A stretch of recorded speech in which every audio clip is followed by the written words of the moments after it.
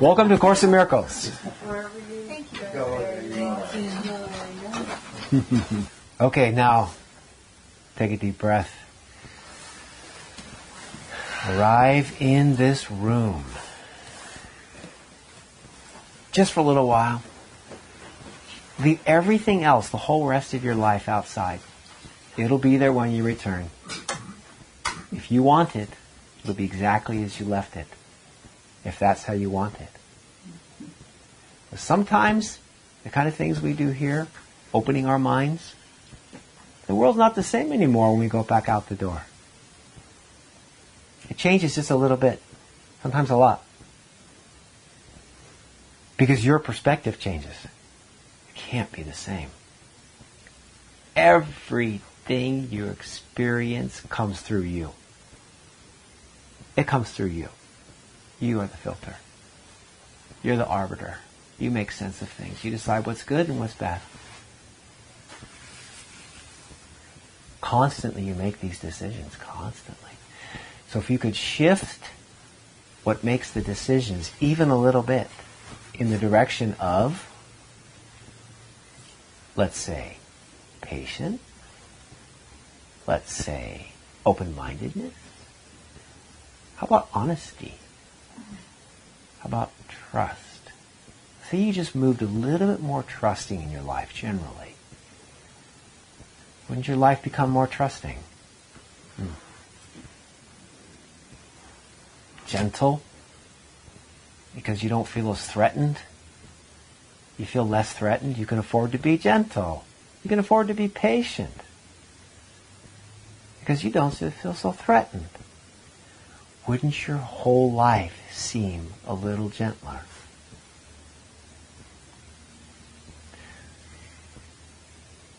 Let's think about that word a bit. Patience.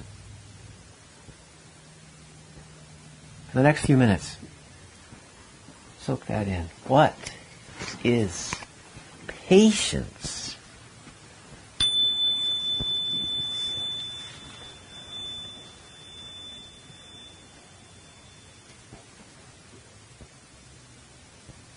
What does it mean to be patient?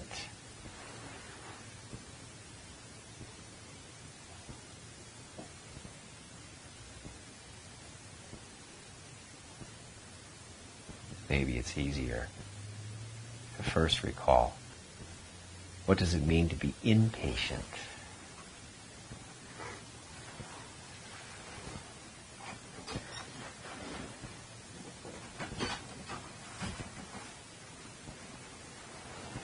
What are you like when you're impatient?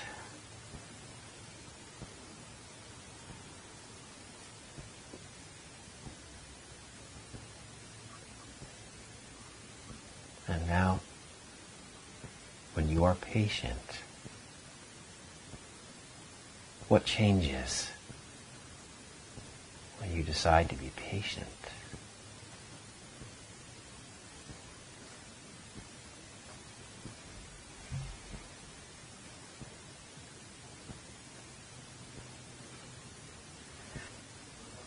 What's it like when you want to be patient?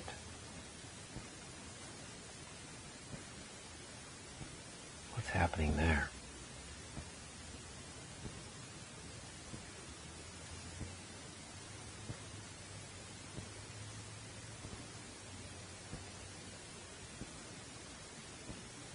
What does it feel like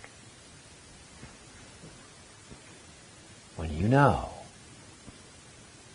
somebody else wants to be patient with you?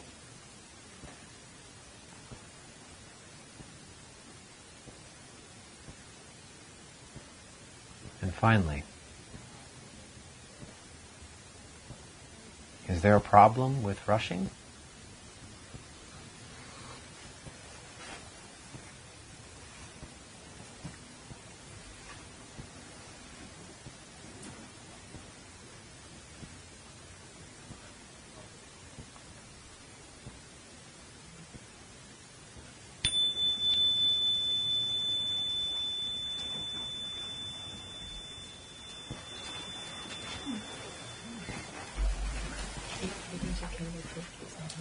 So this patience thing. What happens when you're impatient? What happens? Jill? Stressed out. Stressed? Yeah. They're stewing. Stewing. You're stewing. Agitated. Frustrated. You're trying to be in the future. Ah, you're trying to be in the future. You're trying to be some other time than you are right now. How frustrating is that? Whoa. That's a pretty serious cost. What else happens when you're impatient? Angry. Things aren't the way you want them to be. Yeah. I want it. Neglectful. Huh? You become neglectful. Oh, here's some fine print. Neglectful? Become neglectful. Hey, Lisa. Because you're impatient, you're apt to get rushed and skip over a few things and just haphazardly, maybe carelessly, maybe with a little extra force, get things done. I feel very selfish when I'm impatient. You know, when I think about it, it's actually a very selfish state of mind I'm in at that moment. Mm-hmm. Nothing else really matters. Mm. And probably be a great time to learn some patience. Yeah. Challenging as that is. He's selfish, definitely. You have an idea that you think is best for everybody. I had a plan. You had a plan, and if it would just happen, you'd certainly be happier. Everyone else would be king. Yeah. If they just give your plan a chance. Isn't it funny, the word patience? When you're sick, you go to the doctor, you're also patient. Well, Isn't it a dangerous thing? well, the sicker you are, the more patient you are. Especially if your legs are broken or something. You just say right there, I can deal with you. You have to wait. When you're patient, you have to wait. And patience requires waiting also. Yeah. Yeah. You have to wait. I was just wondering if we come first. So let's go to patience now. You have to wait. If you're going to be patient, what changes? If you want to be patient, You breathe. Yeah. You trust what's going to happen instead of trying to force it to happen. You burn. You get okay with what's right now. in the present, you breathe, which is true. You breathe. When you're impatient, you're not even breathing. And you're certainly not trusting. You have to accept. Yeah, you're going to accept. You have to accept waiting. Ha. And you have to wait to see. You're going to kind of wait to see what actually happens. You're going to let it unfold. You got enough patience now you're willing to let it take as many minutes. No, it might be an hour. I'm sorry. Did you say an hour? Years. I'm Decades. Lifetime. It might be years. Yeah, there's a whole willingness there. It's very cultural also. Different countries have different speed, Yeah. different levels of patience. True. I lived 13 years in Japan, Yeah. and the first word that I was everywhere is patience. Patience. Very different. Yes. Very different from here. Well, it's very relative. Like you said, Yeah. it's really quite selfish. Your level of patience, the things that you think, the pace you think it should go at, is quite personal. For somebody else, it just isn't fast enough. You're willing to wait way too long. Or it's really not enough time. It's ridiculous how fast you want It's it. also a release of control. Aha. You know. A release of control. I like that one. Well, you have to release control. Now, Right. you'd only be willing to release control if you trust. Somehow this trust element has to come in. And you're willing to wait. Release control. Wow, why would you do that? Don't you have something to get done? Don't you have, huh? Isn't there a recognition that you really can't control it? Ooh. Don't you have to identify that I can't control the situation. I want this, but I'm not in control. That's interesting. It's your ego, right? It's your ego manufacturing all this. That I have to have it now, and right? That's what I was, yeah. So one is I can't control it. I'm going to have to wait. I don't have a choice because I can't control it. Versus this I don't want to control. It's not right if I control this. This is wanting to be patient. Wanting to let it happen. What? It's still desiring Yeah. something other than pure wanting. One is desiring what I want. One is very selfish and is desiring, I know, I want, chop, chop. Yeah. I want what I want now. The other one is, I don't know. The other one is I don't even know how long this will take. I have to wait for you to do your process, and I'm here to help. Yeah. I want you to own this, so you feel comfortable and you feel free, and then I'll be happy. That's a whole different side of the coin here, folks. Wanting to be patient. Well, when you say I must have what I have now, you're kind of saying that what I want is more important than what you want. So you're saying, I'm more important than you. Out of my way. Yeah. Yeah, so it's kind of narrow focused. Well, it reinforces division. Right and wrong. If you want the other person to have what they want, then there's no problem.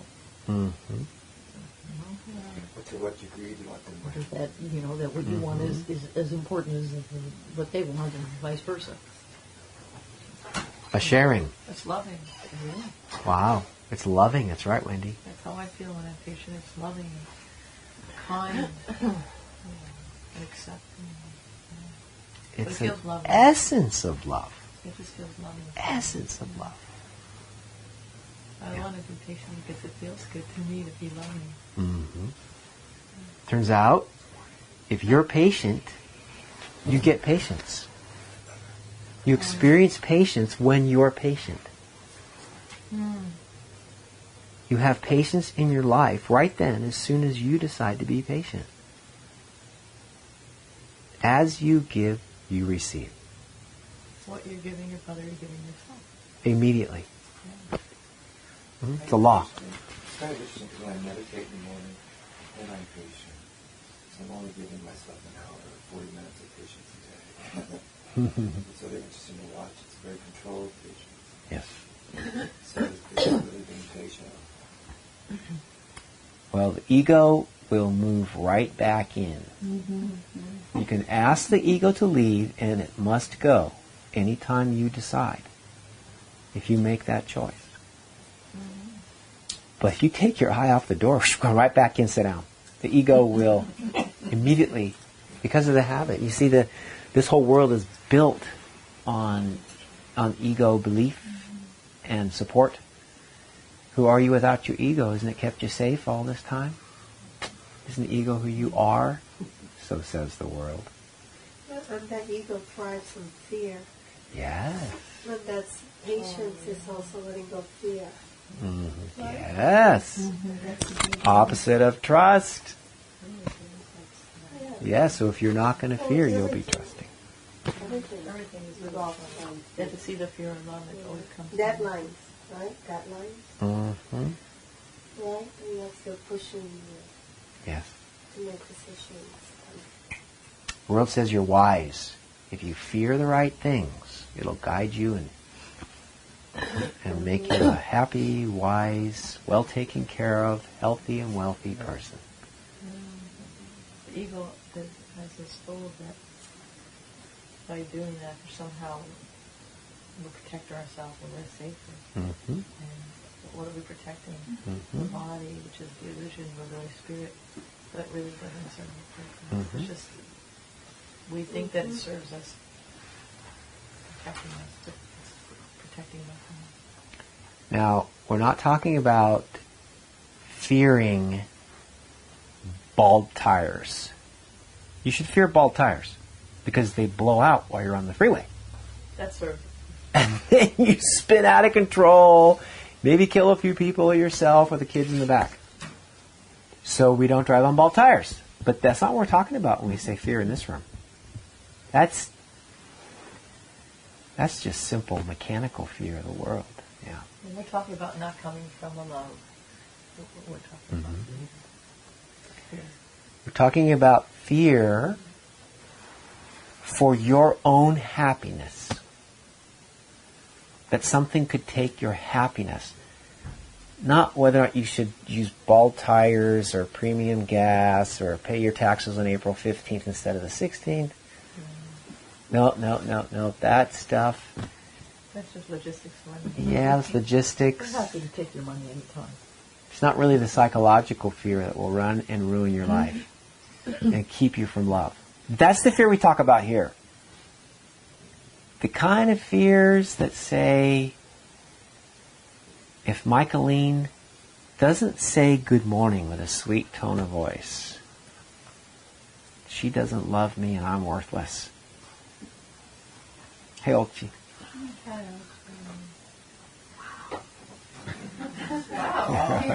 We're growing. No. Yeah, I'll go up here. I can squeeze in over here. The kind of fear that says, if I don't hurry, I will lose. And I'll keep losing and I'll be seen as a loser. That kind of fear is very private and personal and only you know about it. You have the fear about what people will think about you if you're late. That's in your head. You will be the judge and the executioner, and sometimes these things will live with us for years or decades about some event that happened so long ago. Lesson number 5, Course in Miracles. I'm never upset for the reason I think.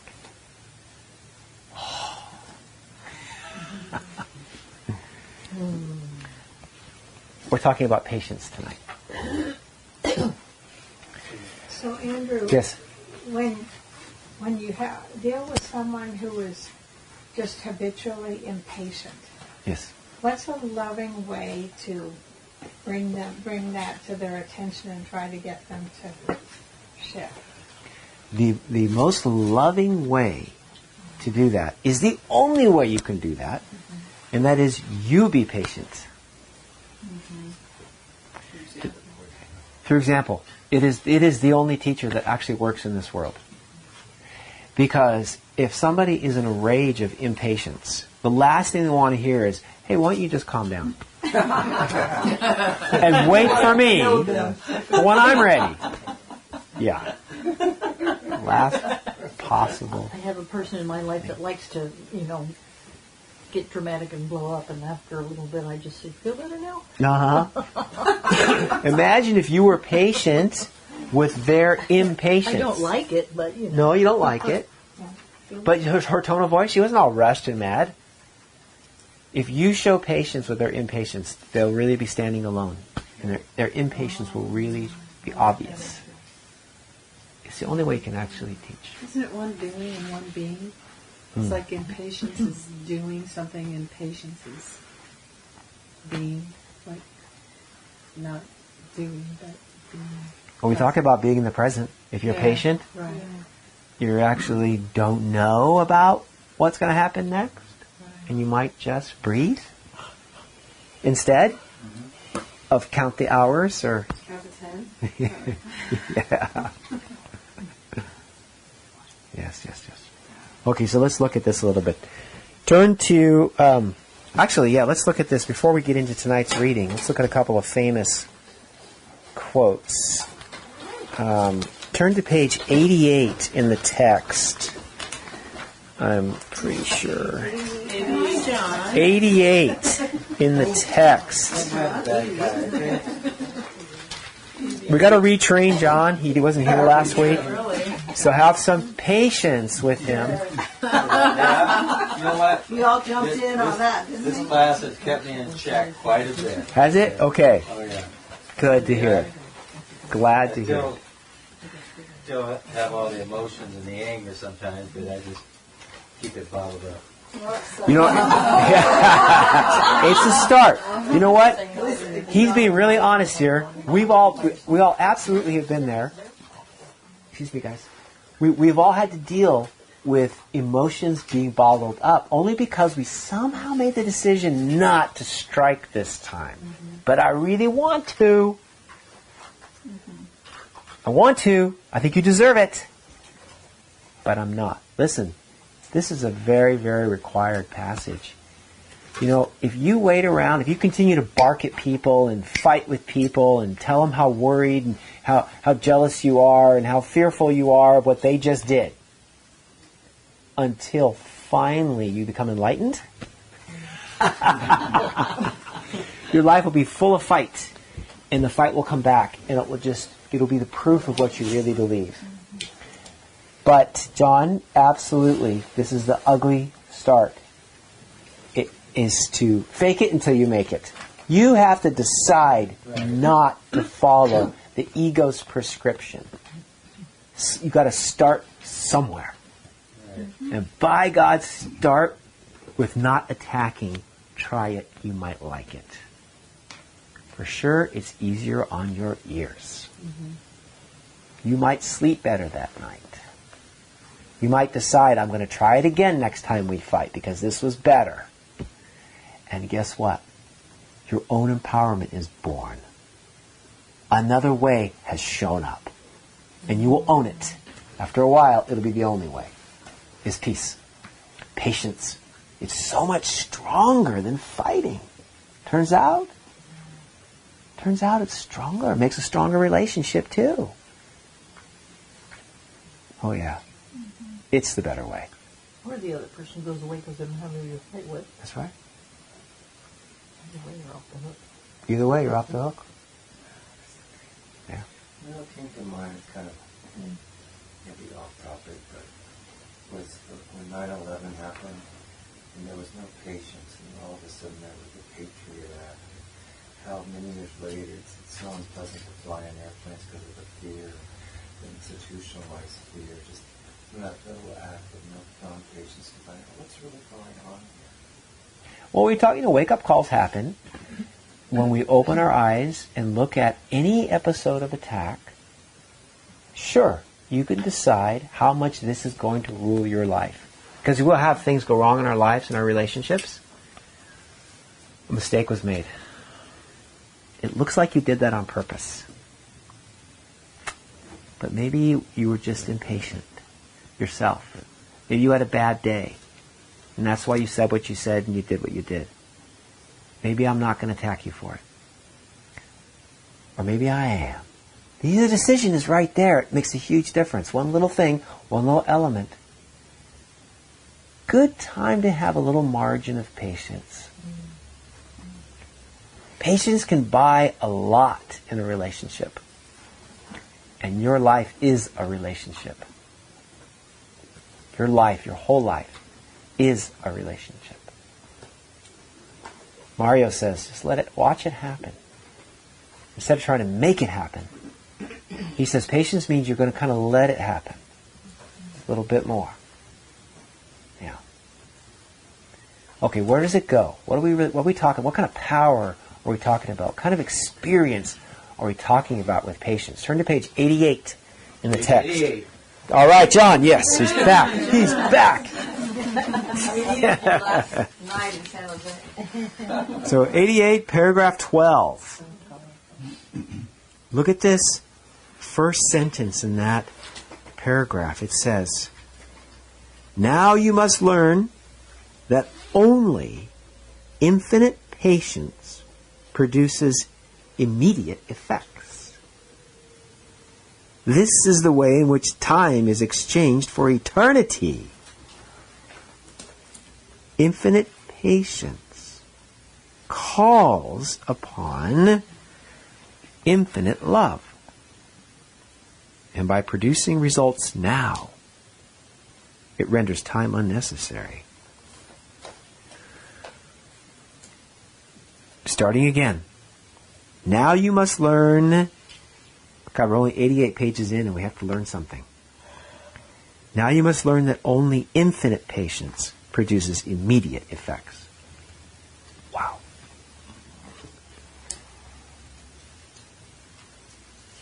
Only infinite patience produces immediate effects. Can you feel the difference what he's talking about? If you did not have infinite patience, it's something like this. I'll give you 5 minutes, Olchi, to get that done. I'll just wait calmly for 5 minutes, okay? Take all your time you need as long as it's less than 5 minutes. I am itching. I'm willing, but this is not infinite patience. So it doesn't actually have the effect we're talking about tonight. But infinite patience, feel the difference of infinite patience. Olchi, I will wait for you as long as it takes. Just let me know when you're ready. And if I'm not nearby, write me a letter or send me a fax or fax. What's a fax?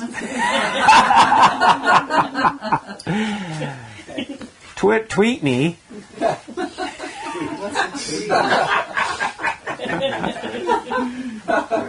And whenever you're ready, I'm just going to forget about it until you're ready. I'm infinitely patient for you. What a difference is that? Yeah, way different.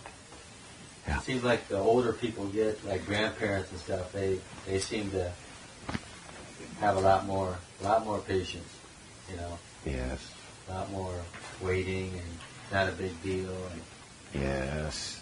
So there's probably many reasons for that, but one of them is the school of hard knocks, which says I've tried so hard to have it my way, and all I get is a bunch of fighting. And I'm just tired of fighting. So you know what? It's up to you, so please go ahead, and I want you to do it when you're comfortable, and then maybe you won't be mad at me for rushing you, and I don't want to be mad anyway. That's right. But I think also the pace of life has changed.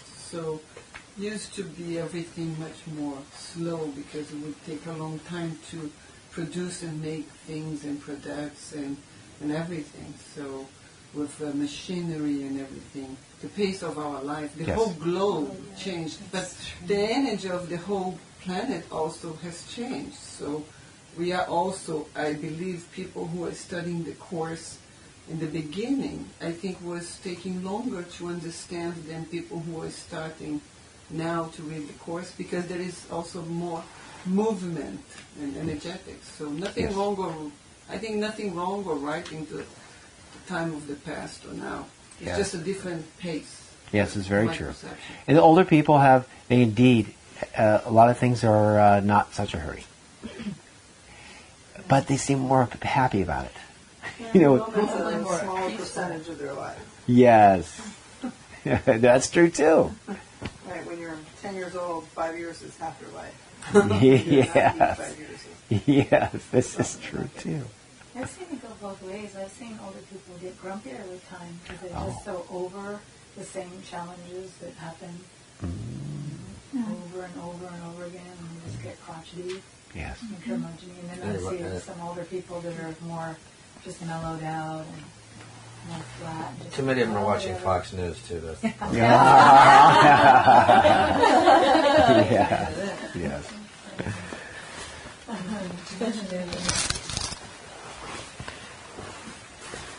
Okay.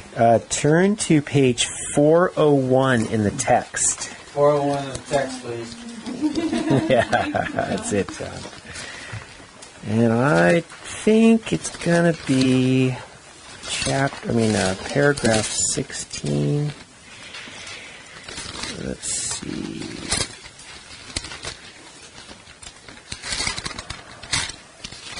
Yeah. Yeah. It's 4:1:16. Michael, you want to read for that? Read for us this. Read that whole paragraph. Okay. Let then your dedication be to the eternal, and learn how not to interfere with it and make it slave to time. For what you think you do to the eternal, you do to you. Whom God created as his Son is slave to nothing, being Lord of all, along with his Creator. You can enslave a body, but an idea is free, incapable of being kept in prison or limited in any way except by the mind that thought it. For it remains joined to its source, which is its jailer or its liberator, according to which it chooses as its purpose for itself. Is that a paragraph on patience or what? Oh, man. Once again, we found the problem. And it's you. Look at this. Look into this. It says, so here now we're 400 pages in. Okay, it says, let your dedication. Dedication is a wonderful word. It describes a spiritual path. Dedication does it mean like a commitment to? Mm-hmm. Like you're committed to it. What does it mean to be dedicated? Where? Consistent. Consistent. Yeah. Your intention. You're consistent. Why does this word sum up salvation? Well, because dedicated also means you will instead of you wish. Salvation is a surrender to your own choice, and you will it. Thank you, Mario. A wish is not dedicated. Oh, I hope it works out. I hope I get my car washed today. Maybe I will. It'd be nice because the weather's okay. It's good day for it. Maybe, But that's not will. That's not dedicated. I will wash. I will. That car will be washed today. It was the last thing I do. I'm not going to get the bucket out while I'm talking to you. I'm going to get the bucket out just right by the door. This is way different than, maybe I'll get it. I hope I possibly get it clean today. Yeah. It's a wonderful word. Let your dedication, what you are dedicated to, you are dedicated to. You choose. Among all the things you could do, what you're dedicated to is what you're going to do. It's a wonderful word for your spiritual path, for your chosen path, your own private path. It's a big deal, of course, in miracles, that you actually decide how you're going to be. Because it knows that the ego's already got you deciding by default that you should attack when you're afraid. That's plan A. He says, change your dedication. You should hurry people up. You should hurry up and skip over the details. Who said, yeah, you kind of rush. You skip over some of the details. There's a cost to that when you're impatient. Now, dedication is a wonderful, deep word. Let your dedication be to the eternal. Whoa. And learn how not to interfere with the eternal and make it, the eternal, slave to time. Gosh, that's so true. Yeah. I'm so used to working every day and getting up most of my life, and for the first time, I'm not getting up every day and going to work, and I find myself disoriented, and I was like a slave to time. I was watching the clock all the time, and I find myself looking, and I'm supposed to be somewhere, and no, I don't have to be anywhere. Time was a guide. yeah, it really kind of told me what I needed to be doing during my day. And now it's just the lessons. Essence of impatience? That's just the lessons. Let them be a guide. Yes. A better guide than the time, I tell you. Yes. Yeah. A slave to time. It makes so much sense from the ego's perspective, from the world's perspective, from trying to maintain a body that's healthy, wealthy, and wise. You should get on it and don't waste any time. Get your second degree so that you can work another job if you need to, or get more pay, so you can get that expensive health care. It would be even better than Kaiser. No, there's no stress going on. You're going to need a heart operation sooner than you thought. So says the world. Yep.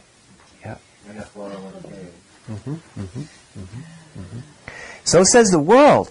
But most of us are here because the world, the rules of the world are not quite working like that. So I'm here. The ways of the world just weren't bringing peace. I was not feeling joyous. I didn't have happiness to share. It's accomplished. I had the fastest car on the block. All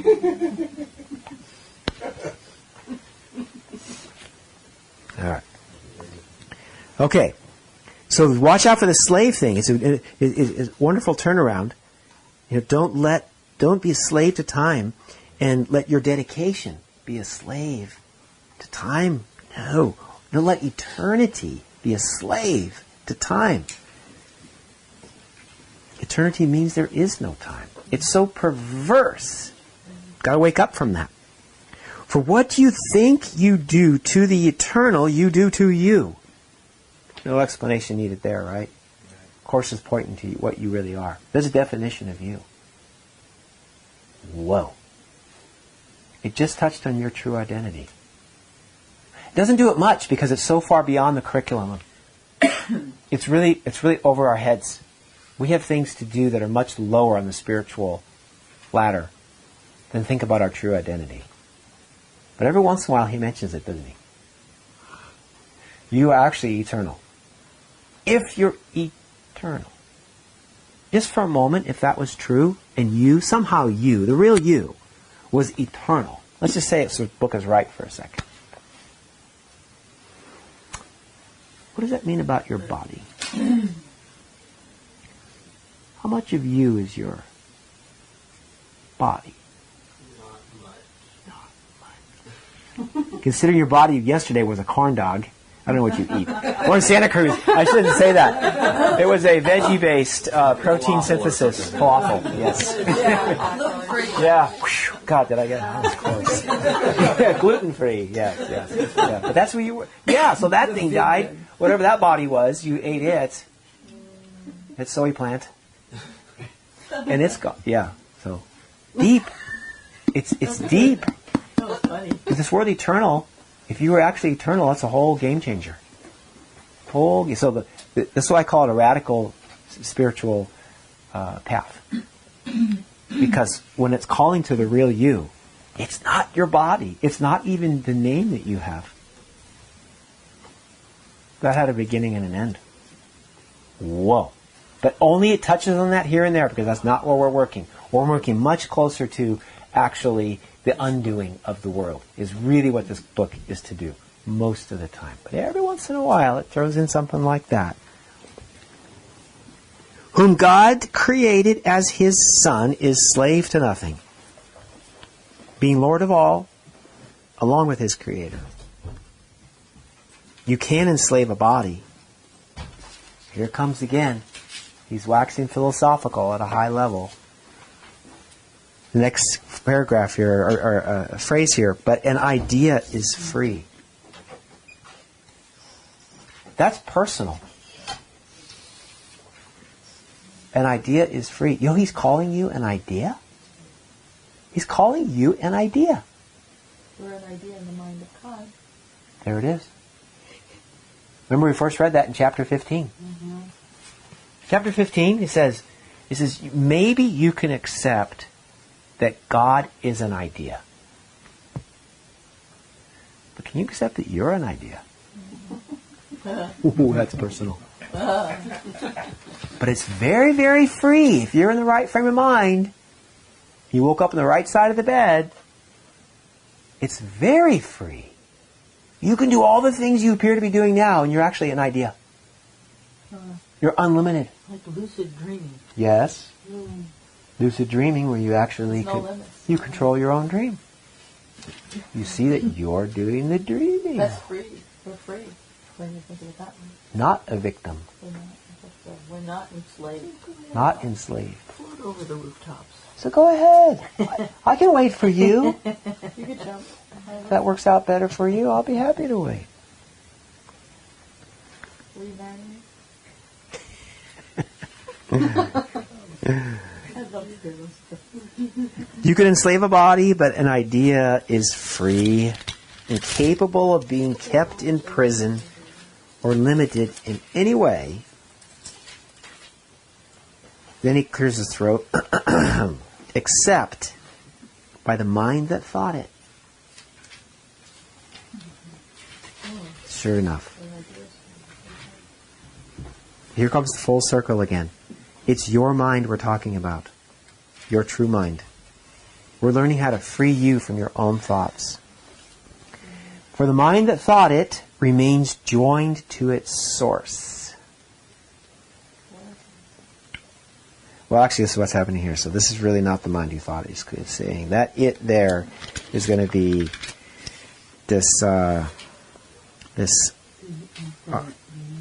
yes, the idea. The idea remains joined to its source, which is the mind that thought it, which is its jailer or its liberator, according to which it chooses as its purpose for itself. When you choose small, you get small. You choose large, you get large. Very simple. Yes. Okay, now let's go back to what we're reading. Page 354 in the text, please. Page 354 in the text, please. Paragraph 8. I'm going to let you guys read too. Okay. We'll read too. Okay. Who's there? You there? Wendy, would you read for us paragraph 8? How much do you want salvation? It will give you the real world, trembling with readiness to be given you. The eagerness of the Holy Spirit to give you this is so intense, he would not wait, although he waits in patience. Wow. Meet his patience with your impatience at delay in meeting him. Wow. Meet his patience with your impatience at delay. Go out in gladness to meet with your Redeemer and walk with him in trust out of this world and into the real world of beauty and forgiveness. Thanks, Wendy.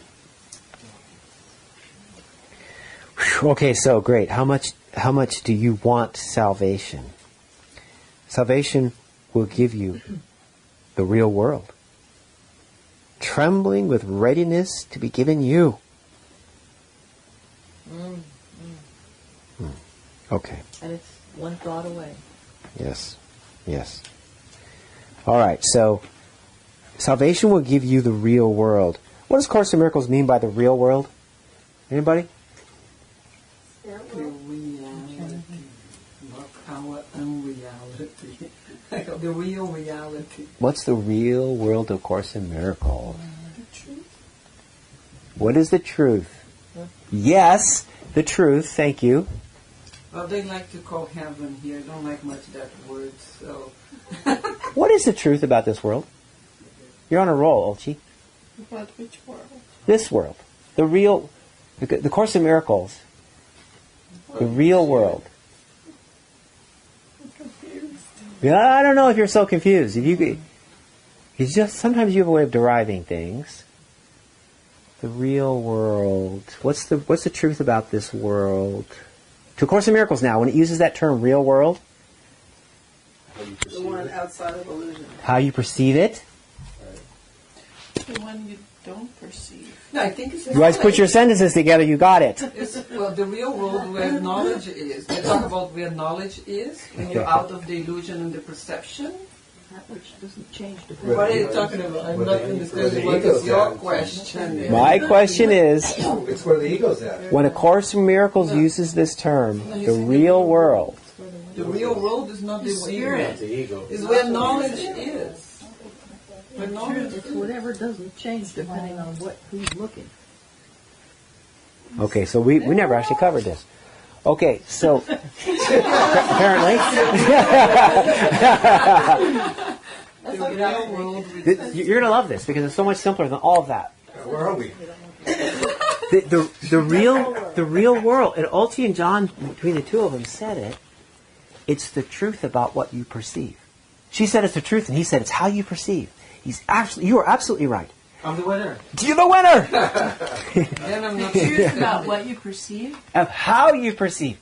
Yes. How you perceive. But I thought the real world is no perception. The truth of what you perceive. That's really correct. The truth of what you perceive. And yes, you must perceive correctly before you can let go of perception. There's wrong perception. There's right perception, which is still perception. Then there's true perception, which is of the real world. Now, the real world, to A Course in Miracles, is seen with Christ's vision, with true vision. Instead of sight, the body sees with eyeballs. Right. It sees you have light. Lights have to be on for you to see. Lights are off. You can't see. Sees differences. The body's eyes measure differences. They see. See separation. They see they prove separation. That's right. Seeing from the right mind, seeing through the Holy Spirit.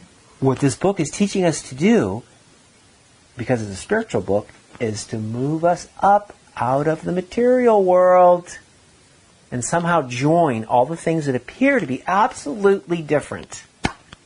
So the material world is what I call the unreal reality. Yes. So the real reality is not material at all. Yes. And so they're still saying that this is like a perception. Yes. But the next step is knowledge. So is the knowledge a world? So now we're going beyond. Knowledge is beyond. Beyond. Knowledge is beyond. So my question and it's touched on. Course in Miracles touches on knowledge, but not very much because it's really impractical. I know, I understand. But it's true. Yeah. What you say is right. That we share with God. Those are the real world. So what it is seeing the exact same world that you see now. But instead of using your eyeballs of your body, you use what the Course teaches as vision. Or Christ-mindedness. Another word that's been redefined by Course in Miracles is Christ. It's not the same one that's in the dictionary. It's much simpler. Much further reaching. Christ is simply the extension of God exactly as God extended. Which happens to be you. The true you we talked about earlier. That's who we are. That's who we really are. So it just uses the word Christ because, it's in our lexicon. Yes. So when you see with the vision of oneness, you can only see one.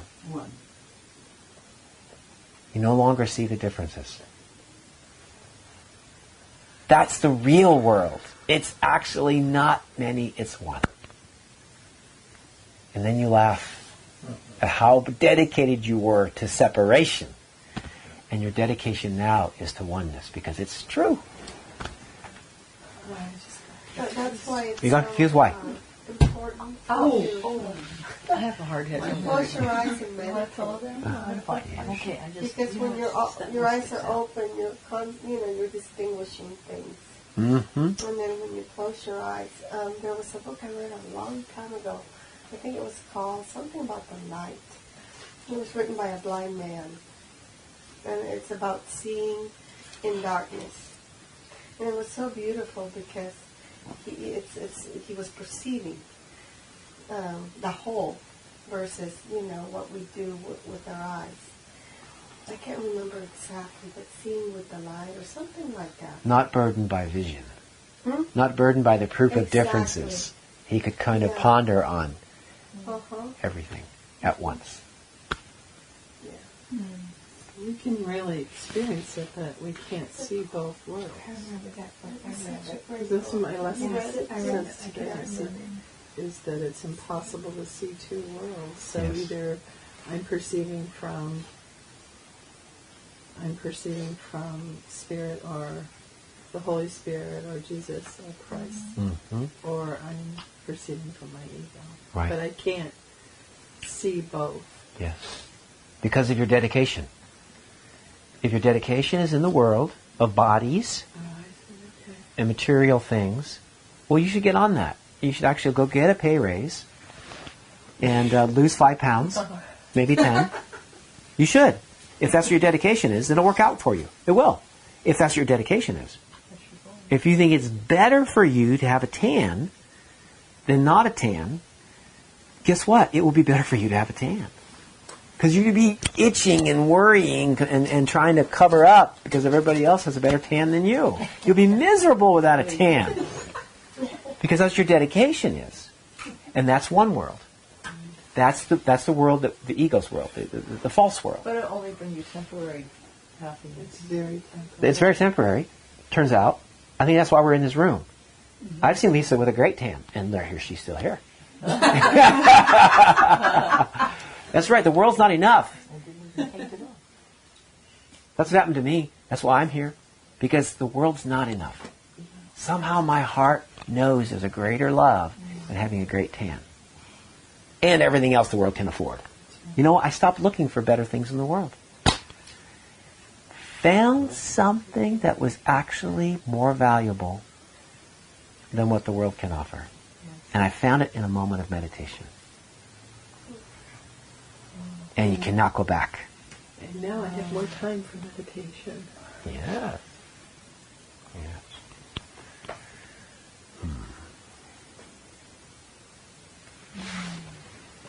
Hopefully the ego will fight you. Yes, because the ego's a habit. Many times. Yeah, because the ego's a well-inbred habit. It is deep within you. It's who you think you are 99.9% of the time. I think so. It gives that last. Yeah. But once you let it go, There's one world, really peace. and you can't see both worlds at the same time because one literally blocks the other. Focus on the body and the materialism and living as long as you possibly can with everything going your way, because that's a good life, isn't it? Right now. Right now would be good. Yeah. That blocks patience, open-mindedness, flexibility, gentleness, Generosity. faithfulness. Isn't it to be faithful in order to be patient? You have to be kind of faithful. Yeah, it'll work out right. Trusting. Whoa. You have to block those things to live to perfectly rule this world. You can't be so patient. You can't be so gentle. You can't be so kind, Jill. People walk all over you. That's one world. Okay? The Course says, you know what? You are chasing the wrong dream, trying to make this world better so you can be happy. It just doesn't work. Other than that, you can try it as long as you want. But know this, it doesn't work. And the Course says beautifully, and it's a paragraph, chapter 12, I think it is. It says, look at your own life and decide for yourself. How well is that working to chase the world's promises? How many have been kept? How many have you kept that you honestly made the best you could? Well, you know, things change, Andrew. And I had to move on. It's true. That's the world. Yes. So, you know, just because there's a couple of newbies in here, we should probably look at this, and this kind of ties into what we're reading about tonight. I think, Roberta, you touched on this last night. It's the reason for the function of reason. Turn to page 445 in the text. 445 in the text.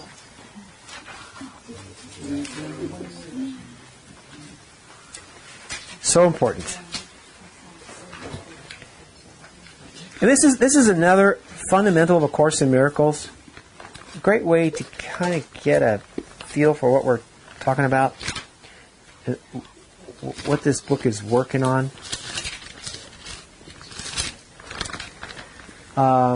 Cecilia. What page? Page 445. 445. All right. Not your fault, John, man. You were right there. They aren't paying attention. You gotta get a microphone, John. Infinite page. Oh, now we have to forgive her. Where do you think you are? Course in Miracles meeting? All right. Cecilia, if you would you read for us just paragraph 1 of the introduction?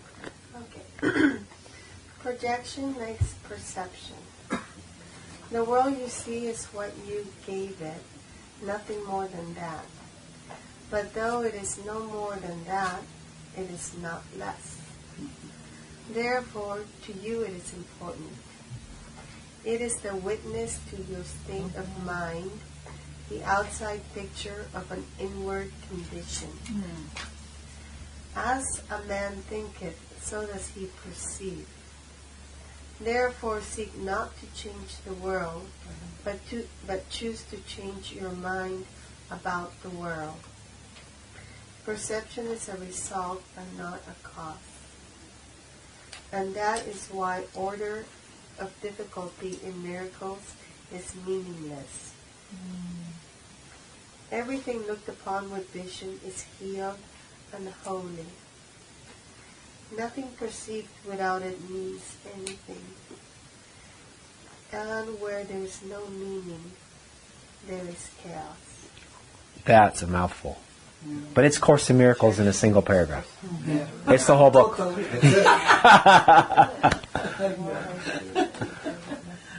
Yes. So let's spend a couple of minutes with this wonderful paragraph. So 3 words. 3 words. First sentence. Projection makes perception. Projection is a big word in A Course in Miracles. Projection means that it goes from here to over there. Duality, separation, projection. From here and now it's over there. Course in Miracles says, whoa, watch it, slippery slope. If you believe that you can put something over there that's now over there, it can come back and get you as a separate thing. And you perceive it as over there. He says, watch out. He says, you know what? The truth is, it's all thought. And thoughts do not leave their source ever. Which is the mind. It's all mind. But he does back it up with 1,300 pages of chat. But essentially that's a big deal. But he says, projection makes perception because you think it's over there, now you perceive it's over there. So there it becomes. Then it becomes over there.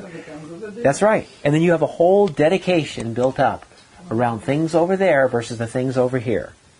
And the competition has begun, and it will last your entire life. With or without power. Right. The world you see is what you gave it. Nothing more than that, but though it's not more than that, by God, it's not less. The world you see is what you gave it. It's got all the richness that you decide to give it. The meaning and the dangers and the opportunities that you decided to give it, that's what waits for you. What we see is what we get. That's right. And as you choose, what we see. How you see it is how you see it. Yeah. It's a law. It's the law of mind. It is the answer to every problem you ever had. Jill. Sometimes my inner room of people, I get insecure or shy because I kind of have this perception like they're strangers, or I'm just somehow just feel uncomfortable. And then I have to tell my mind to kind of like chill out on that and just see everybody as warm and loving and have a different perspective so I can get more comfortable in my own headspace or space in general. And then I could be with my sister and she's like way more outgoing than me, and she'll just be like, hi to everybody, and then I'll be like, wow, I'm like so full of, I would never do that, it's in my own mind, but I could. And it's just all mind. It's all mind. It all comes from the choices you made, the dedication that you chose. Yeah. And ego loves comparison, so Yes. I would not compare to anyone else. It's And also Who cares sometimes what everybody it's just her perception is more open. She doesn't have that. She's less defended. Yeah, she's not worried about what they think of her. Yeah, I'm a little bit more guarded. She's just a little bit more open, and so she can approach a group much more open and head trips. And I tend to have these like little perception. Yes, it's all my internal. That's the big one for me. Yeah. It's okay. Yeah, it should be like that. There's a lot of people that are really comfortable in big groups, but people that are comfortable more in small I like one-on-one. people who are not outgoing, who are shy in the corner. Those are easier for me to approach and talk to. So we need all kinds of people. So good that we have you and your sister.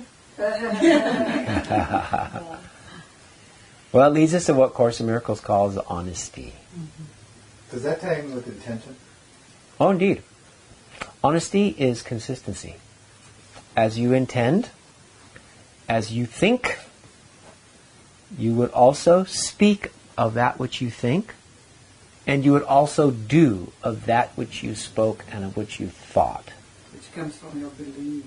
That's honesty. That's what honesty is. It's just consistency. So You if think what you you say, feel, what you think, you what feel you what say. you think. What you think is, and what you say and what you do is consistent. They all line up. Like you're not saying one thing and then doing another. Okay, If you can do that, but you'd be called a hypocrite. You really count on me to be there for you, but when something happens and then I'm not there for you, I'm not being consistent. It's not honest. So does that go by feelings? Now, feelings are simply things, thoughts that you believe. And that turn into Emotion. Yes, that's all in your thought level. Feelings, your emotions follow your judgments. So it's your belief system. I got a feeling, when my dog died, I had a lot of feelings around that, but I don't think you cared a whole lot. You're like, hey, I'm really sorry to hear that. It's rough. But you weren't feeling the way that I felt. All sorts of judgments and experiences and memories and thoughts around that dog. I have, you know I have. Right? So all emotions are absolutely relative, and you can't share them. Fear among them. The world's version of love, another among them. So, but if you gave somebody the ingredients to your feelings, The can he actually feel that? You mean perfectly all the ingredients exactly as I have them? You know, Well, they could have just say sorry. because you have the same feelings. Yes. You can trigger the same feelings. Compassion, empathy. But they don't have that experience that you have. But they have compassion, empathy. They might have similar experience. But let's talk about Jill for just a second and how honesty applies to your situation. Because Olchi is discovering, I believe, that honesty really pays. In personal honesty, not that out. See, there's 3 levels we're talking about. We're talking about your thoughts, your words, and your deeds. 2 of those levels everybody can witness. What he said is what he did. Good. You know, this guy he's honest. Really? Course in Miracles says there's another level. What he was thinking was the opposite of what he said and what he did. He is so frustrated that he had to put up with you, but because he wants to be the good guy, that you think he should be, he said, okay, I will help you move your sofa on Saturday. And he did. But inside was, God, Saturday is my only day off. I told you I wanted Saturday to watch the game and to wash my car. One more day, that car's not getting washed, I'm going to blow. These are thoughts, right? Nobody knows. There's this private world. Inside, what's going on in his head is this private world. So he may be... Huh? That's what I just said. Not in truth, but in this world, they're all private. In the world where which is another term of sickness, is when private. Right. This makes a very difficult place and way to exist. Is when. You think they're private, but not really private. In truth, when we raise up a level to a spiritual discussion, there are no private thoughts. But let's get practical. But even now, there are no private thoughts. Yes. How do you know your thought is your thought? How do you know your thought that is in your mind is your thought and not my thought that I'm sharing with you? Mm-hmm. Because in fact, I have had so many experiences of thoughts that were not mine. That is just who is this thought? How do you know it's not your thought? Well, the fact is there is nobody else here but Roberta. Right. We are Roberta, all that's her name. Creations. We're all your creations. We're all yours. There's nobody else. No, that's true. There is nobody else here but Roberta.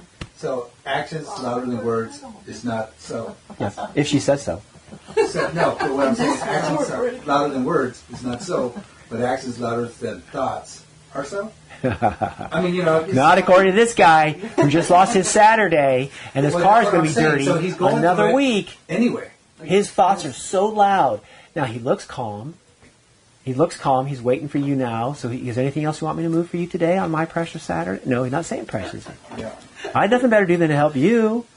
No, there's a lot of noise going on underneath. It's not consistent. So it's not consistent. So that's why we want to study this very, very simple rule of consistency. I love that definition. Somehow, if your thoughts were the same as what you said and lined up with what you were doing, oh my God, it would be so easy.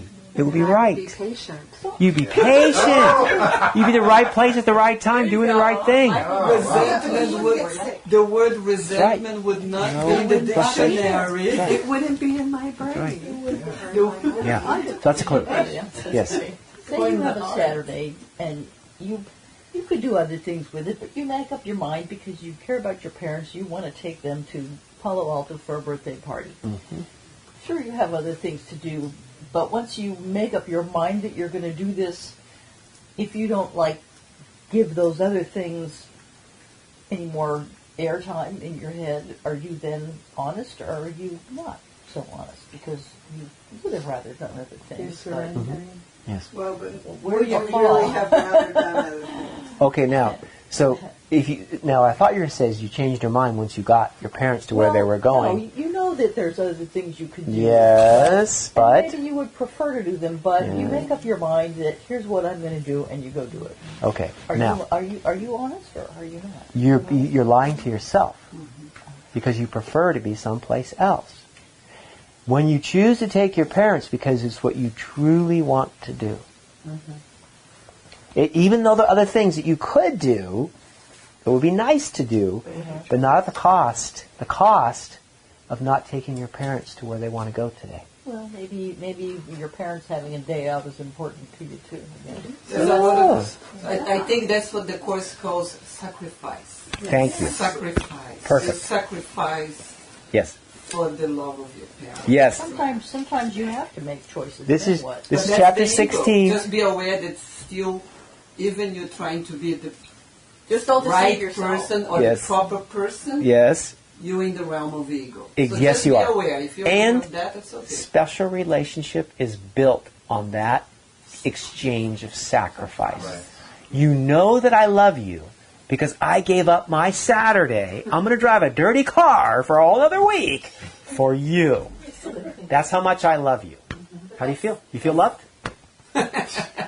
But now, since I did that for you, and I didn't say thank you, how will I know you love me unless you sacrifice something that's valuable to you?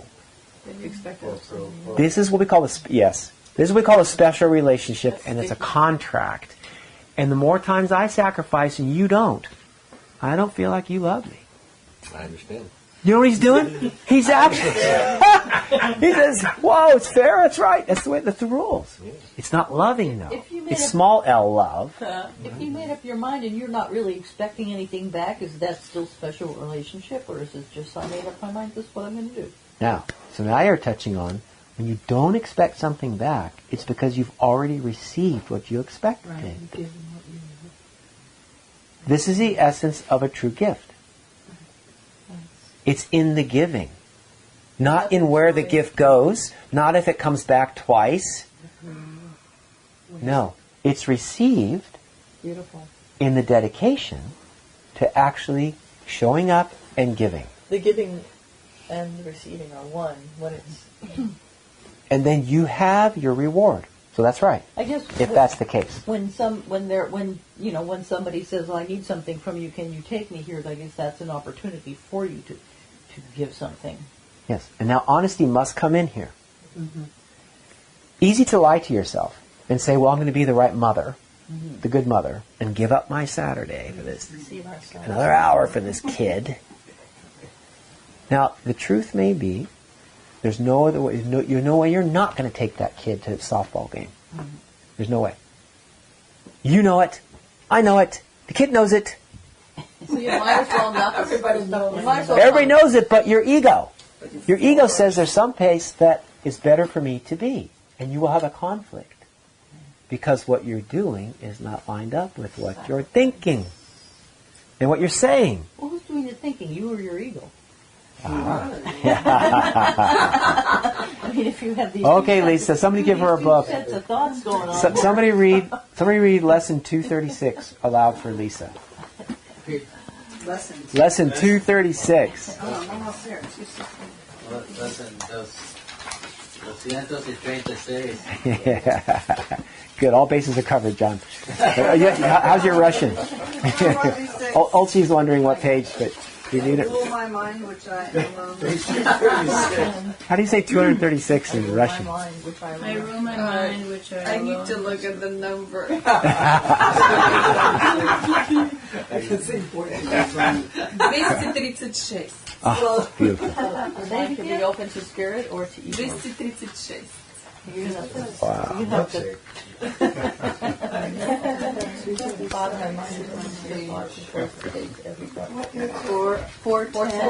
Workbook 410.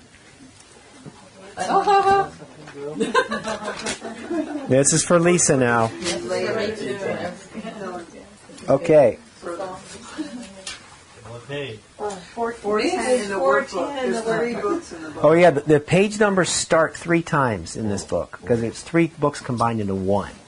So, yeah, in the back, 400s. 410 lesson 236. Please. I rule my mind, which I alone must rule. Should I read the lesson? Oh yes, please. I have a kingdom I must rule.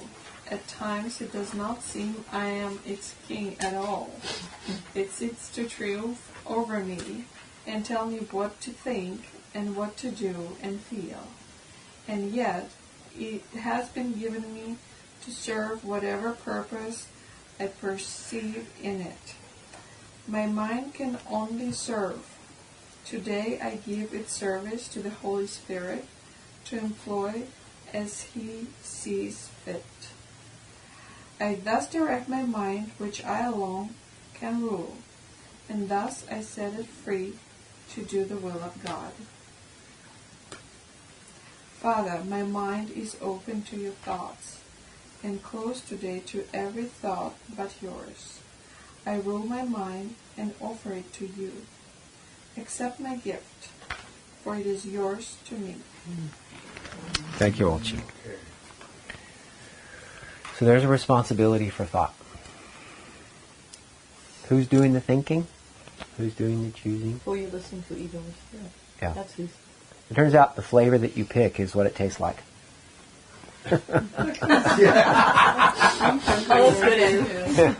I'm always thinking of food. Strawberry doesn't taste like Well, Andrew, to use Lisa's example like the taste. of that she feels a call to take her parents to Palo Alto out of love for her parents instead of stay home and garden, that's a selfless thing. So that's a better thing that she'd be selfless than selfish, correct? Or is she more true to herself if she sees someone gardens and says, "You're swimming for a cow"? I don't think either of them are better or worse. It's just that you have to be honest about what it is you really want. But if you stay home and garden, then that's not very. Your folks are going to say, "Wow, man, not very giving, not very selfish." Well, my point earlier was what she really wants. exactly what she really wants. Right. She will be chaos in her mind, a conflict in her mind of what she really wants, because she wants the garden done. Today's the right day to do it, and she wants to take her parents. The dishonesty comes in when she is allowing her ego to say, "Those parents are so unappreciative. They probably won't even remember by next week that they even went to the mall or the movie. But your garden is going to grow and the weeds are going to be worse." This is the ego saying, you should stay here and work in the garden. But what you really want is to show up for your parents. You're going to do it. You know it. They know you're going to do it. The whole world knows you're going to show up for your parents. There's no way you're not going to, because it's truly what you think is right in your heart of hearts. But the ego, who's not in your heart of hearts, but is in your mind, the shallowness of gain and the garden, getting the weeds out today, impatiently. There's where chaos is. And this is the lack of alignment that causes chaos. But if we're you to somehow go into a meditation for a few moments and go still and say, "Holy Spirit, help me see what I really want. What is the right thing? Okay, but what will bring me happiness?" If the goal is what will actually bring me happiness, true happiness, show me. Then you will be lined up with whatever decision you make, but it'll be solid. And the chaos won't be there. Okay, but I see her extension because she's the child of mother and father. Mm-hmm. But what if it was a friend down the street? It doesn't matter. Same thing. It doesn't. Same thing. It's the same thing. Is it the same thing? Absolutely. Yeah. Let's switch to him moving that sofa. He said he's going to help somebody move their sofa on Saturday. If for somehow he's able to look in to see why is he actually doing it, because he wants to be the kind of guy that does that, and he wouldn't have it any other way. He doesn't want to stay home and wash his car when he could be helping that person move their sofa, because it's how he is and how he wants to be. And if he's dying tomorrow, he wants that sofa moved by him, not a clean car. If he lines up that way, which is what meditation can do, and then, exactly, aligned. All three things are aligned. What he's thinking, what he's saying, and what he's doing. That brings a wonderful life. And it brings freedom, because I was in that predicament just a couple weeks ago when I had a commitment to my family and I had a friend in need. And I didn't know what to do. I seriously didn't know what to do, because both were important to me. And so I let it unfold. And what unfolded was I was able to stay with my family and then the next day go help my friend. But I didn't make that decision in that moment. I just kind of surrendered to the question and let the Holy Spirit, or however it unfolded, unfold. And it answered itself. It's kind of like the planning thing that we were talking about, another thing. Yeah. So it's really true. When that all lines up, it does. And what happens is this unfolding, when that unfolding occurs and you're patient and you're open-minded, you can hear the Holy Spirit. Yeah. You can hear a voice for reason and wisdom and love. You can hear it. But if you are impatient and you've already got all lined up what has to happen, you're not available to be truly helpful or to hear anything else but your ego. I like in this chapter 2 when it says, fear is always a sign of strain, arising whenever what you want conflicts with what you do. It's going to go into projection, the anger. And it all comes from like a guilt, I'm always mad at myself when I'm it's conflicting having to do something I don't really want to do. Yep. You sell out. I think it was a grandson of Gandhi was giving he was at something and it was called upon to talk. And he got up and talked for half an hour about what he was up to. And somebody asked him, how can you just get up spontaneously and talk so well and eloquently about what your life is about? That's because what I think and what I say and what I do are in alignment, and it's easy to just talk about it. Nice. But please, let's go back to the example. It takes a lot of If she energy would to really tell rather you. garden. I don't. Yeah.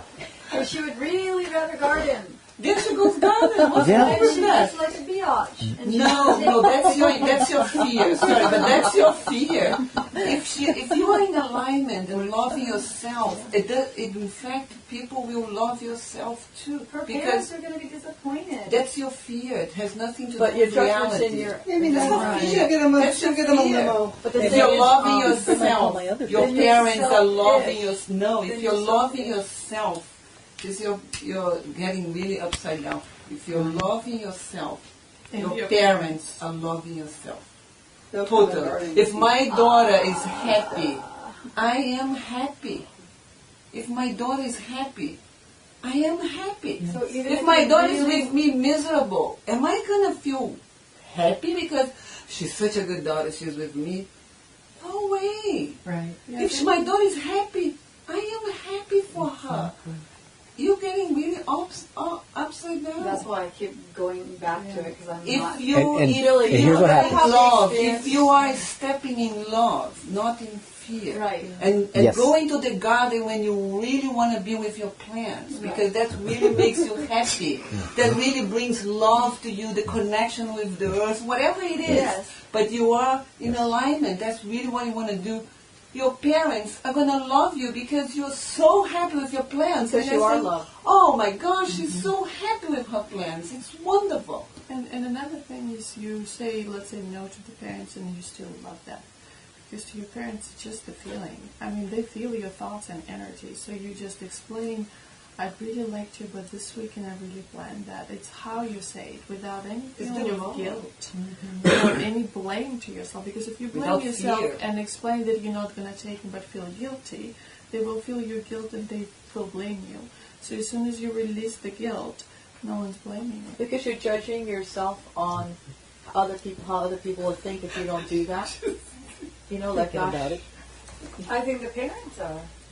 That's your Parents fear. could be bummed. But just No, think, that's your oh, Jill, You're projecting listen, what you think her parents are Jill, going to think. one thing, I can totally understand what you're saying. Do you? I really relate I to feel that like I'm completely. speaking another language. I totally, completely understand that. But the thing, what I'm thinking is, how many times have you and I, when you ask somebody to do something for you, and they're like, okay, fine. Like, you don't really want to do it, but they do it.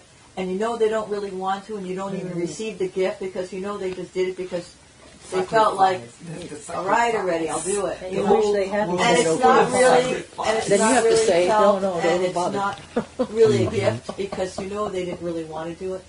And that inconsistency of, I'd rather them not do it for me than do it and with the feeling of, oh, you're a burden, I'll just get that. I don't really want to do it, but I will. It's not. You don't really. The energy. It's I really not understand the coming energy. from I love. But it's not energy. That's exactly what the Course is saying. What are you Because growing? where Cookie you're does that. serving the ego, you're serving the fear. You're so afraid my parents are not going to love me. My parents are going to be hurting. You're so afraid.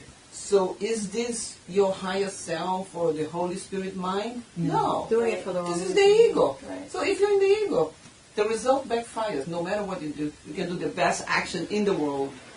It's going to backfire. So Then you'll get a lot of guilt and blame and all Yep. that. you have That's to right. which mind you're Put out. serving. If you're Yes. serving the ego, Yes. it's going to come back to you. Yes. If you're serving love, it will come back to you. And you have no space to serve love and be afraid at the same time. There's no way, as she said, you can't be in both places at the same time. He said that today. You can't be in both places at the same time. That was Right? beautifully. Yeah, very well said. So what are you growing? I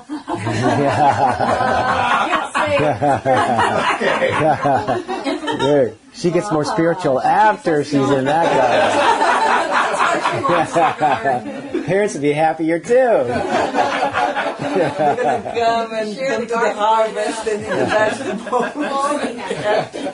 Thank you. Just don't throw away the weed. Get those flowers out of there. What there's vegetables in here? Get that out of here. Where's the weed? Yes, that's right. Thank you, Roberta. Beautifully said. Thank you. Very well said. So what happens is with this malalignment, the ego will be speaking. Even as you try to show up and be this kind daughter, if the guilt is there and the chaos is there, it will show all over your face. It will be very obvious you're conflicted. And as Wendy was describing, nobody's going to have a good time. Yeah. Nobody, there's no We've all felt what it was But like when somebody else did sometimes something it's for not us, but they so didn't really want it. immediate. It's Sometimes not it's going to clean, come it's months later, years later. Well, that's what I'm Not saying. so when immediate. when you're connected as a parent or a child or whatever, it's worse. Oh, let's be. Isn't it? Well, That's it what depends. really- If you're really doing it because, The special doing it for your child makes you feel more loving than what you were going to do for yourself. You really want to show up for your child. Then that's a choice of love. But if you're not choosing that, then you're not being honest.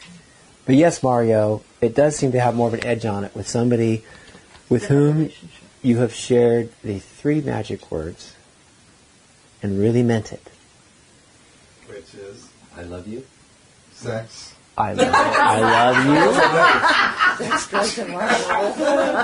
And it turns out, 3 words, 2 letters. I love you is a contract. You hold off on that. You don't say it right away. You first kind of go through a checklist. Now, Does she really Do got? they both want to save the whales? Do they both want to? Can I afford to love this one? You know, is it worth it? Really not. Maybe I should. Yeah. Yeah, absolutely.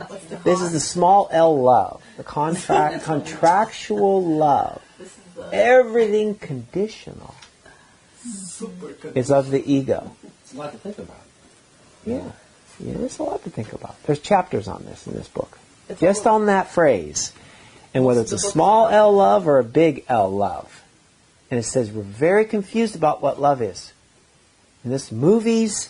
In our relationships, and the mind puts quite a cost on those 3 words. It's all conditional. Love is not a feeling; it's a thought. Be very careful when you say "I love you" in the ego, in the world, when it has to do with your time, whether you kiss her or you kiss her. You hold off on those 3 words until you've had a chance to see how she cooks. Because you want to love this one. So says the world. See, it's conditional. And if you decide to go this route, and she decides she's not going to cook anymore, you know what? My last kid is out of the house. I will not touch one more pot or pan for the rest of my life. He says, what? What about me? It's how I know you love me is because you cook for me so much. And then your love goes down a little bit in the world. In the world. But when it's your family, the contract's written a little differently, isn't it? Mm-hmm. It's a special. So yes, Mario, by all means, it does seem to be a different task. It's a different feeling. But the rules are the same. The rules of the game are the same. The rules of honesty are the same. The rules of honesty are the same. And we just deceive ourselves if we don't. The laws of love are the same. You will get what you give. And you will get it when you give it. Okay, so when my son lives 5 states over and I could feel him, is that the same? It's your thought of your son. You're thinking of your son. Is what the same. It's all continuous. There is no separation. You are the source.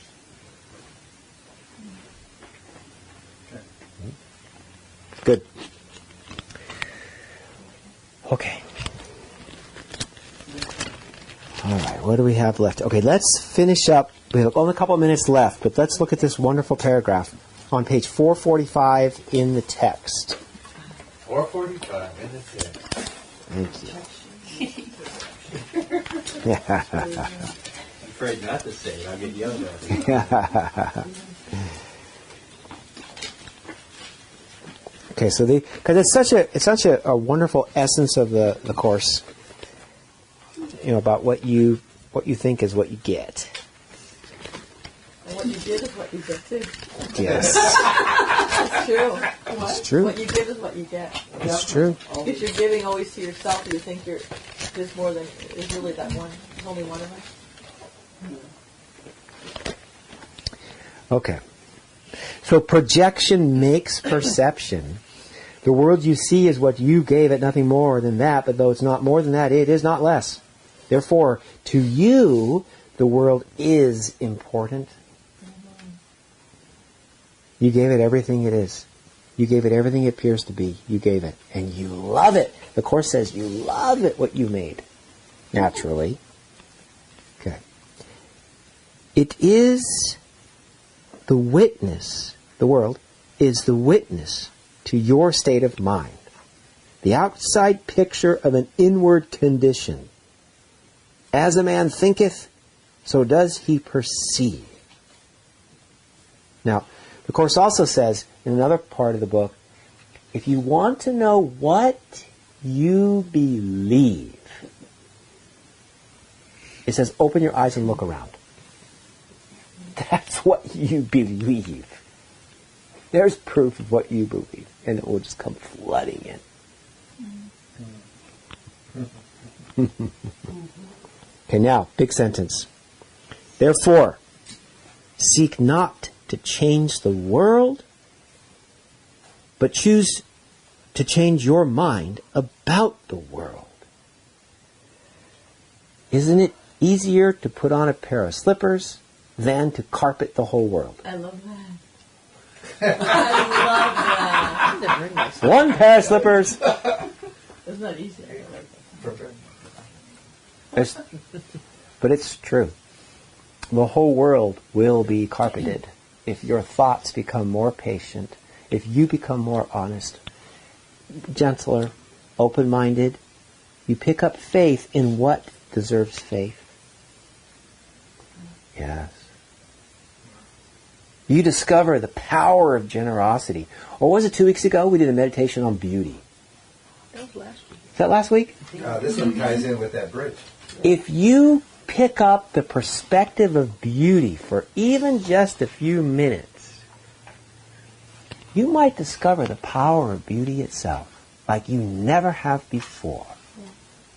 Versus the cost of ugly. The perspective of seeing ugliness is seeing separation and differences. Versus the perspective of beauty. How empowering is it that you would see the beauty? How does it make you feel? What can you afford when you're dealing with things that are beautiful? A lot more. Mm-hmm. It's a whole different way of living. But you are the source of that. The beauty is in the eye of the beholder. Indeed. Yes, yes, yes. So, choose not to change your world, but to change your mind about the world. Oh, yeah, that is the secret to your happiness, to salvation itself. Perception, now he's just getting redundant. Perception is a result and not a cause. Yes. Because how you see the world is how you see the world. Very simple math.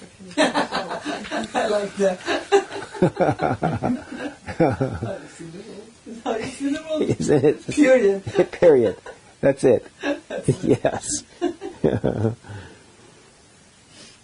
And that is why order of difficulty in miracles is meaningless. Miracle principle number 1. The book starts out with 50 kind of esoteric statements that over the years start to make sense. They're called miracle principles. And the very first one is, there's no order of difficulty in miracles. All thoughts of love are the same. Of course. Yes.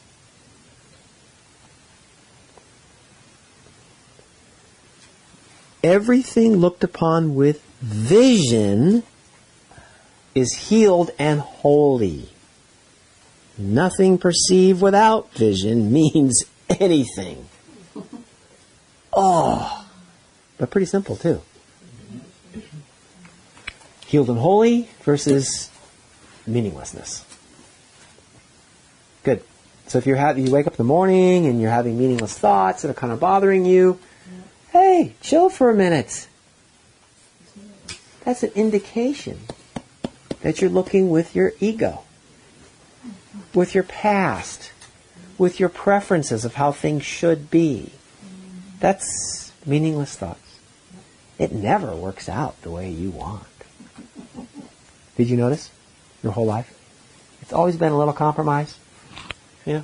Oh, but that's how you know I love you, because I've been compromising for you, Claudia. Man, it's starting to get under my skin, but I'm not going to say that out loud. Sure, honey. We'll go to the bake sale again, and I'll bring the truck with all your cookies and cakes that I'm allowed to eat because I'm a diabetic, and you know it. Those are private thoughts that are kind of hidden behind all these wonderful things I'm doing for you. Show you how much I love you. Bake sale again, 2 days. It's been extended. Is that right? You know the Super Bowl's tomorrow, right? You do? Yeah. Don't worry, I'll be there. Oh. I know, DVR. If I know, record it. Sure, honey, I love you. Yeah.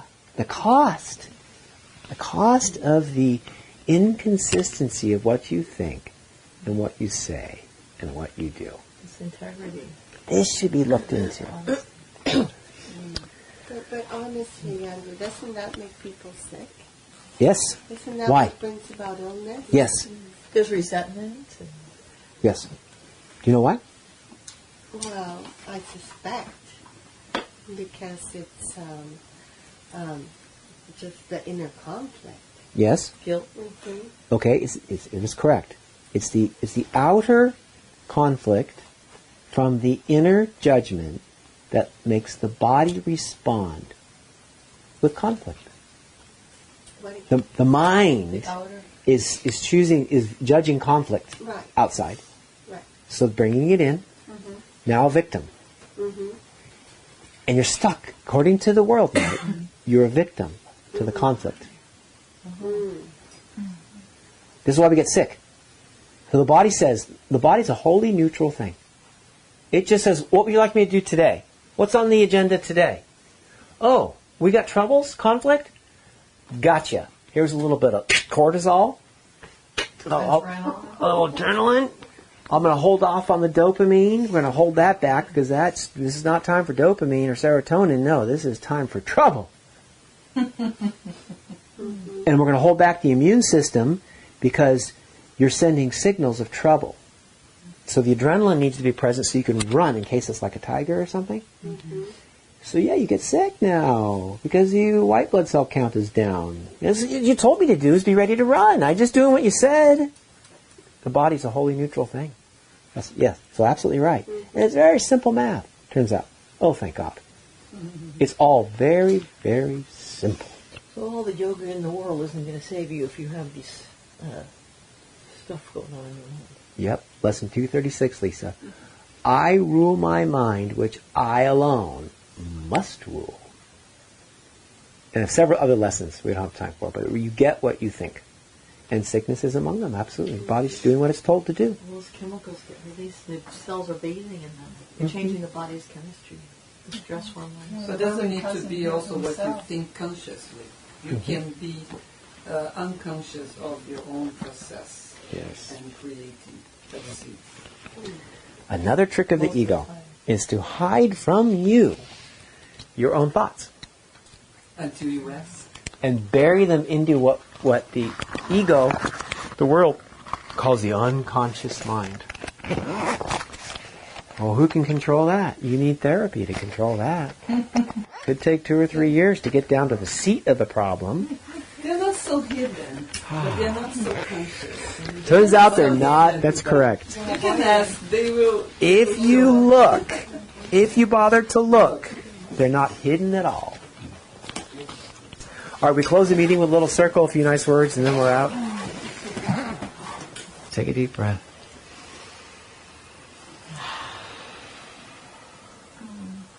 Are you feeling patient now?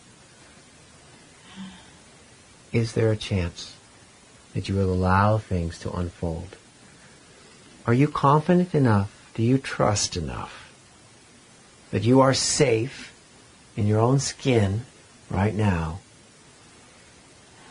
to let things happen and be available to help. And let things flow. Is that possible? Can you be a little more willing to be patient? And the Course says, meet the Holy Spirit's patience with your impatience to meet Him. Quickly now.